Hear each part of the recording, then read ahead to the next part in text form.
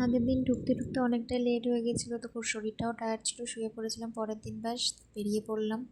কিছু জিনিসপত্র কেনার ছিল আর জায়গাটাকেও একটু এক্সপ্লোর করার ছিল, কারণ আমি এখানে ফার্স্ট টাইম, কিছুই চিনি না, কিছুই জানি না। সব থেকে বড় কথা ল্যাঙ্গুয়েজ, কারণ এখানকার ল্যাঙ্গুয়েজ আর আমার ল্যাঙ্গুয়েজ, মানে এরা আমার ভাষা বুঝতে পারছে না আর আমি এদের ভাষা বুঝতে পারছি না।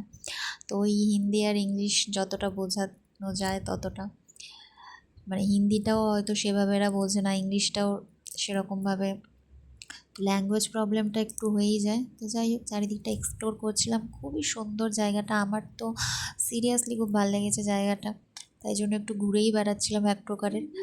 চারিদিকটা দেখছিলাম, বাড়িঘরগুলো দেখছিলাম, খুব সুন্দর, পরিষ্কার পরিচ্ছন্ন।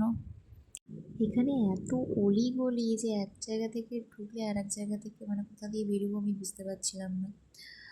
আর তো কিছু টুকটাক জিনিসও কেনার ছিল, আর এটা হচ্ছে আমার পিজি। তো যাই হোক, টুকটাক জিনিসপত্রগুলো কিনে আমি ফিরলাম। ফিরে একটু ফ্রেশ হলাম। আসলে আমার একটু তাড়াও ছিল, বেরাতে হতো।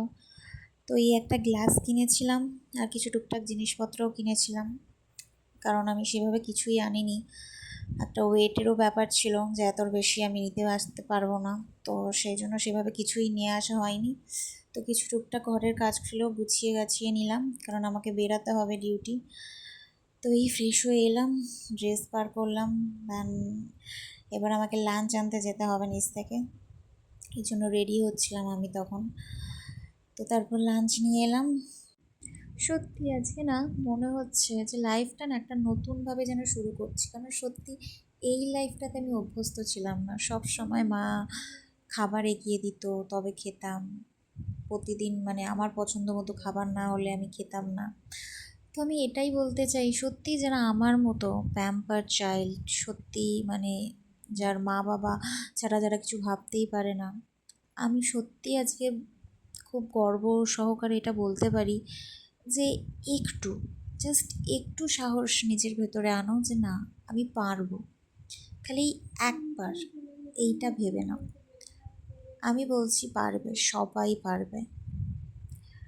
তাহলে অনেকের অনেক কথা না, মেয়েরা কিছু পারে না এই জিনিসগুলো বলা অন্তত বন্ধ হবে। আমি এটুকু বুঝেছি যে তোমাকে খালি তোমার লক্ষ্যের দিকে একটা পা এগোতে হবে, এমনি এমনি সমস্ত দরজা তোমার জন্য খুলে যাবে। তো আজকে সেভাবে কোনো কাজ ছিল না, কথা বলতেই গেছিলাম, দেন ওখান থেকে ফিরে এলাম। তো আজকে সারাটা দিন তোমাদের সাথেই শেয়ার করলাম সমস্তটা।